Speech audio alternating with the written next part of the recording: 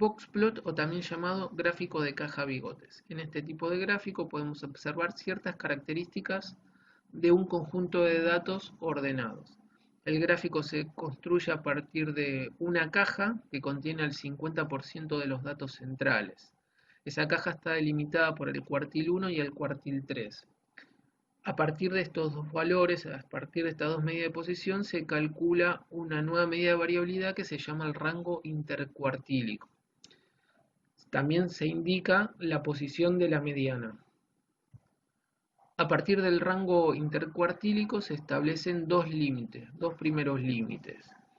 Estos límites se calculan como Q1 menos 1,5 por el rango intercuartílico y Q3 más 1,5 por el rango intercuartílico.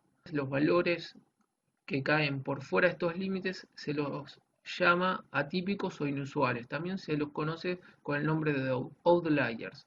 Son valores que se diferencian del conjunto de datos, de la mayoría de datos. Pueden ser valores erróneos o pueden ser valores simplemente que por algún motivo se diferenciaron. ¿Sí? Hay que estudiarlos de manera particular. Luego se establecen los bigotes. Los bigotes llegan hasta el mínimo entre el límite y el cuartil 1. El límite inferior que les indiqué y el cuartil 1. Lo mismo el bigote superior, que llega hasta el máximo entre el cuartil 3 y el límite superior, el primer límite superior. Supongamos que tenemos que un ejemplo, el cuartil 1 es de 30 años y el cuartil 3 es de 40 años. Entonces, nuestro primer límite va a ser 30 menos 1,5 por 10. 10 es el rango intercuartílico, 40 menos 30. Entonces, 30 menos 1,5 por 10 nos da 15 años. O sea que aquí tendríamos 15 años y en este límite 55 años.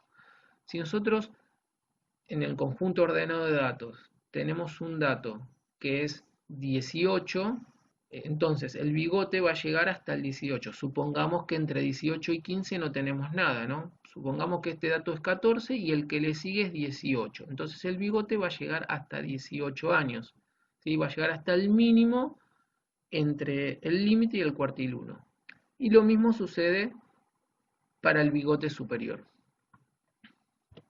También existen unos segundos límites, donde por fuera de esos límites los datos se van a denominar muy atípicos, porque se diferencian de manera considerable del conjunto de datos, de la mayoría de los datos.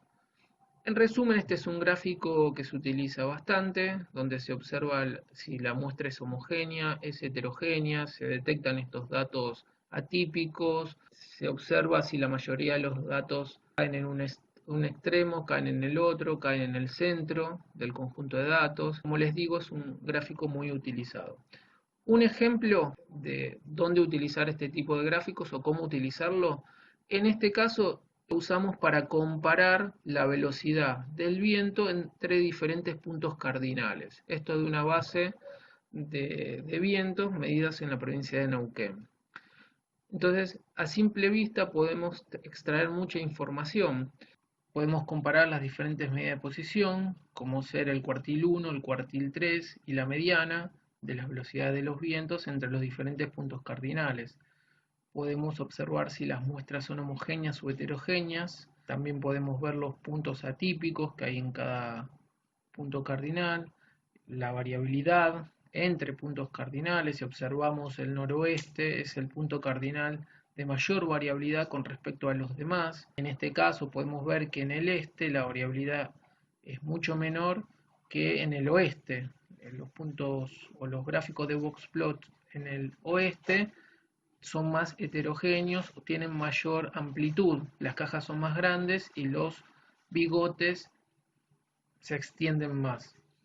Bueno, esto es una de las tantas cosas que podemos observar mediante este gráfico que es el gráfico de boxplot. De esta manera concluimos con la clase. Muchas gracias.